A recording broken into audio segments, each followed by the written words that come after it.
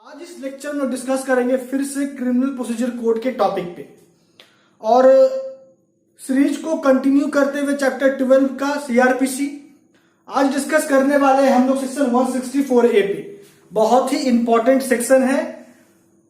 इससे प्रीवियस वाले लेक्चर में हम लोगों ने सेक्शन 154 से सेक्शन 163 और सेपरेट लेक्चर के थ्रू सेक्शन 164, सेक्शन 167, सेक्शन 173 जो कि ये तीन सेक्शन चैप्टर 12 का या यूं कहिए कि सीआरपीसी का कोर सेक्शन है, जिससे हर जुडिशियल एग्जाम में, हर एग्जाम में जुडिशियल पॉइंट ऑफ व्यू से सवाल बनता है। 164, 167, 173 ये तीनों सेक्शन का लिंक मैं आपको डिस्क्रिप्शन बॉक्स में दे दूंगा। आप उस लिंक पे क्लिक करके ये तीनों सेक्शन को बारीकी से देखिए, समझिए, क्योंकि मैंने इन तीनों सेक्शन को ब्रॉडली एक्सप्लेन किया है। इसके हर सब सेक्शन में कही गई बातों की जानकारी मैंने आपको प्रोवाइड करी है।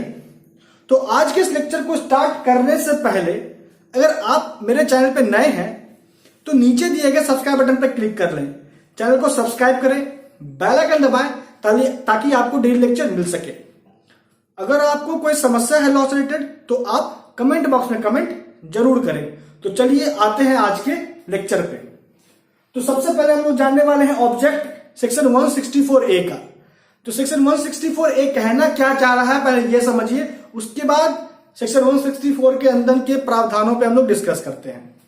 164 कह रहा है कि अगर मान लीजिए किसी महिला पे रेप हुआ या रेप करने का कोशिश किया गया तो वो रेप विक्टिम के कैटेगरी में आ जाती है वो महिला।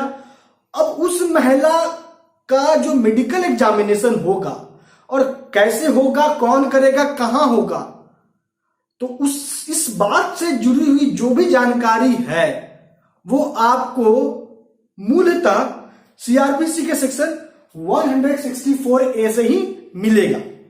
अब आते हैं इसके अंदर के बातों को समझते हैं, बड़े ध्यान से समझिए क्योंकि ये भी बहुत इंपॉर्टेंट है। जब भी बात रेप विक्टिम का आएगा तो आपको हमेशा 164A के प्रावधान को सीआरपीसी का याद रखना है।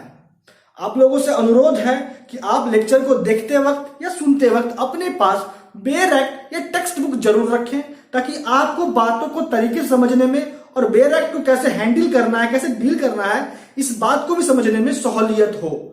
तो चलिए स्टार्ट करते हैं, पॉइंट पे आते हैं, सबसेक्शन 1 पे। तो कहता है कि जैसे, हर बात को बड़ी बारीकी से सुनिए, कहता है कि जैसे आईओ को, यहां आईओ कोई भी पुलिस ऑफिसर हो रहा है जो इन्वेस्टिगेशन कर रहा है, तो आईओ को इंफॉर्मेशन मिलता है कि किसी महिला के ऊपर रेप हुआ है, उसका बलात्कार हुआ है या उस महिला पे रेप करने की कोशिश की गई है।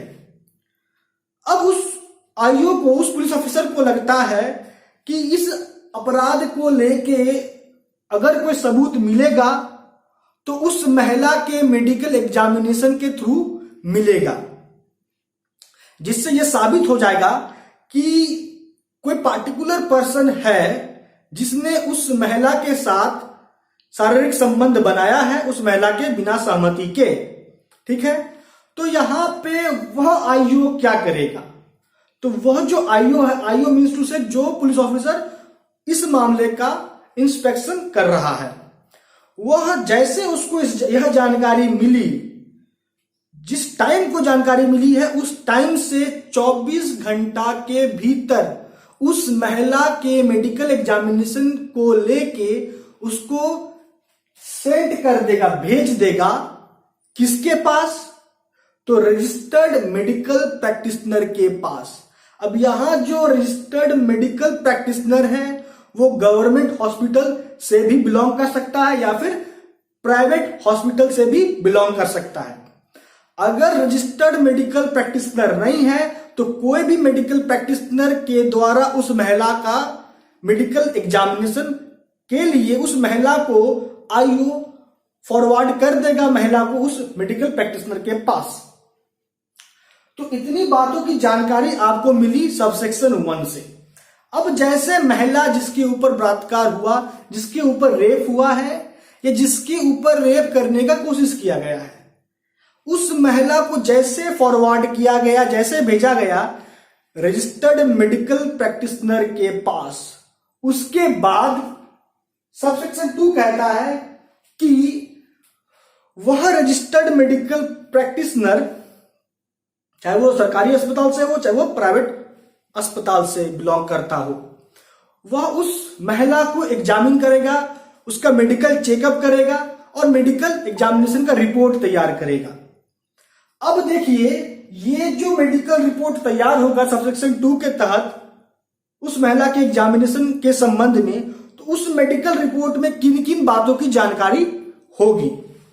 पहला, कि उस महिला का क्या नाम है, क्या एज है, उस महिला को किस व्यक्ति के द्वारा लेके आया गया, उस महिला के ऊपर कोई मार्क ऑफ इंजुरी है या नहीं, अगर है तो इस बात की जानकारी दी जाएगी उस रिपोर्ट में। उस महिला के डीएनए प्रोफाइलिंग के लिए जो भी डिस्क्रिप्शन, जो भी मटेरियल उस महिला के शरीर से लिया गया है, उस बात का भी जानकारी उस रिपोर्ट में दिया जाएगा उस मेडिकल प्रैक्टिशनर के द्वारा। उस महिला का जो मानसिक स्थिति है, मेंटल कंडीशन है, कैसा है, इस बात की भी जानकारी उस मेडिकल रिपोर्ट में होगी। और जो भी अदर मटेरियल पार्टिकुलर होगा जो लगता है रजिस्टर्ड मेडिकल प्रैक्टिशनर को कि उसका जिक्र रिपोर्ट में होना आवश्यक है, तो वो बात की जानकारी भी उस रिपोर्ट में दी जाएगी। तो इतनी बातों की जानकारी आपको मिली सबसेक्शन 2 से, है ना, काफी मजेदार। अब देखिए यहां पे, जैसा कि मैंने आपको पहले भी बताया, अब भी बता रहा हूं कि यहां पे महिला को एग्जामिन करने के पीछे का जो उद्देश्य है वह यह है कि जो एक्यूज्ड है उसके खिलाफ सबूत इकट्ठा किया जा सके। अब जब यहां महिला को मेडिकली एग्जामिन किया जाएगा तो उससे क्या क्या और कैसे साबित होगा कि एक्यूज्ड के द्वारा ही रेप हुआ है या रेप करने का कोशिश किया गया है। तो अगर उस एक्यूज्ड का फिंगर इंप्रेशन उसके बॉडी पे पड़ जाता है तो इससे साबित हो सकता है। तो बहुत से तरीके हैं जिससे यह साबित किया सकता है मेडिकल एग्जामिनेशन के माध्यम से कि एक्यूज्ड ने ही रेप किया है, रेप करने की कोशिश की है। आगे बढ़ते हैं, रीजन पे सबसेक्शन 3 पे आते हैं। सबसेक्शन 3 कहता है कि जो भी निष्कर्ष निकलेगा, जो भी कंक्लूजन निकलेगा एग्जामिनेशन का, जो भी एग्जामिनेशन होगा मेडिकल प्रैक्टिशनर के द्वारा, उन सभी एग्जामिनेशन का जो भी निष्कर्ष निकलेगा, उस निष्कर्ष का जो कारण होगा उस कारण का भी जिक्र होना आवश्यक है रिपोर्ट में। और इस बात की जानकारी आपको मिलती है सबसेक्शन 3 से। आगे बढ़ते हैं, सबसेक्शन 4 पे आते हैं। अब देखिए, सबसेक्शन 4 बहुत इंपॉर्टेंट है, परंतु सबसेक्शन 4 पे आने से पहले मैं आपको सबसेक्शन 1 पे ले जाना चाहता हूं। सबसेक्शन 1 में जो कहा गया कि महिला को एग्जामिन किया जाएगा, वह महिला जिसके ऊपर रेप हुआ या रेप का अटेम्प्ट हुआ है। मैं बार बार इसलिए रिपीट करता हूं ताकि आपके माइंड में बात सेट हो, है ना।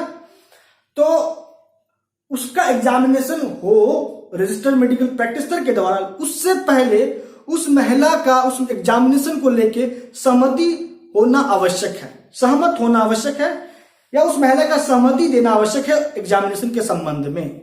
अगर महिला वह वुमेन इनकम्पिटेंट है तो उस महिला, उस वुमेन के बिहाफ में जो भी व्यक्ति योग्य है, कंपिटेंट है, उस महिला के बिहाफ पे कंसेंट देने के संबंध में, तो उस व्यक्ति का कंसेंट होना आवश्यक है एग्जामिनेशन को लेके। ये सबसेक्शन 1 बता रहा है। सबसेक्शन 4 कहता है कि कंसेंट लिया गया है महिला का या उसके बिहाफ पे जो व्यक्ति कंपिटेंट है to give consent, that means consent देने के संबंध में कोई व्यक्ति कंपिटेंट है, योग्य है उस महिला के बिहाफ पे, तो उस व्यक्ति का सहमति, कंसेंट लिया गया है, इस बात की जानकारी भी होगी रिपोर्ट में। और ये सबसेक्शन 4 कह रहा है ना, काफी इंटरेस्टिंग। अब आइए सबसेक्शन 5 क्या कहता है। सबसेक्शन 5 कहता है कि जिस टाइम को एग्जामिनेशन, मेडिकल एग्जामिनेशन महिला का शुरू हुआ और जिस टाइम को मेडिकल एग्जामिनेशन महिला का खत्म हुआ है, उस टाइम का भी जिक्र होना आवश्यक है इस मेडिकल रिपोर्ट में। आगे बढ़ते हैं, सबसेक्शन 6 पे आते हैं। अब रिपोर्ट तैयार होगी या रजिस्टर्ड मेडिकल प्रैक्टिशनर के द्वारा मेडिकल एग्जामिनेशन के संबंध में महिला का, तो वो जो मेडिकल रिपोर्ट प्रिपेयर्ड हुआ है वह मेडिकल रिपोर्ट मेडिकल प्रैक्टिशनर के द्वारा फॉरवर्ड कर दिया जाएगा आईओ को, है ना। अब आईओ को फॉरवर्ड कर दिया गया तो आईओ क्या करेगा उस मेडिकल रिपोर्ट का, वह आईओ वह इन्वेस्टिगेशन ऑफिसर उस रिपोर्ट को अन्य डॉक्यूमेंट के साथ मजिस्ट्रेट को फॉरवर्ड कर देगा जिस मजिस्ट्रेट के कोर्ट में मामला है। अब ये जो मेडिकल रिपोर्ट फॉरवर्ड होगा आईओ के द्वारा मजिस्ट्रेट को, ये किस प्रोविजन के अनुसार होगा, तो ये होगा सेक्शन 173, जिसका लिंक मैंने आपको डिस्क्रिप्शन बॉक्स में दिया है। आप वहां क्लिक करके 173 के हर एक प्रोविजन को समझ लीजिए, काफी इंटरेस्टिंग है, आपको मजा भी आएगा। तो 173 के तहत आईओ मेडिकल रिपोर्ट फॉरवर्ड कर देगा मजिस्ट्रेट को, ठीक है। अब आते हैं आज के अंतिम सबसेक्शन पे, सेक्शन 164A का सबसेक्शन 7। अब देखिए सबसेक्शन जो 7 वो यह कहता है कि अगर महिला का मेडिकल एग्जामिनेशन होता है उस महिला के बिना सहमति के, विदाउट टेकिंग हर कंसेंट, अगर उस महिला को एग्जामिन किया गया, उसका मेडिकल चेकअप हुआ, तो वह मेडिकल एग्जामिनेशन, वह मेडिकल रिपोर्ट सब गैर कानूनी मान लिया जाएगा, अनलॉफुल मान लिया जाएगा, उसका कोई महत्व नहीं होगा। इतनी बातों की जानकारी आपको मिली सबसेक्शन 7 से। अब आ गया है टाइम लेक्चर को कंक्लूड करने का। तो आज इस लेक्चर में हम लोगों ने सेक्शन 164A के हर एक सबसेक्शन को बारीकी से डील किया। हम लोगों ने सबसेक्शन 1 से लेकर सबसेक्शन 7 में कही गई बातों को तरीके से समझा। मैं आपको फिर से इल्तिला कर रहा हूं कि अगर आपने मेरा 164 का लेक्चर नहीं देखा है, सेक्शन 167 का लेक्चर नहीं देखा है, सेक्शन 173 का लेक्चर नहीं देखा है, तो मैं इन तीनों सेक्शन का लिंक डिस्क्रिप्शन बॉक्स में दे दूंगा। आप वहां क्लिक करके उस लेक्चर को जरूर देखें, आपको बहुत ही इंपॉर्टेंट और बहुत ही मजा आएगा और बहुत ही आसानी से आपको बातें समझ में आएगी। अब मैं ऐसा इसलिए कह रहा हूं क्योंकि ये जो 3 सेक्शन है ना, ये बहुत इंपॉर्टेंट है जुडिशियल पॉइंट ऑफ व्यू से, और चैप्टर 12 ही नहीं, सीआरपीसी के दृष्टिकोण से भी ये 3 सेक्शन बहुत इंपॉर्टेंट है। तो दोस्तों आज लेक्चर में इतना ही। आपका अब तक हमारे साथ बने रहने के लिए बहुत बहुत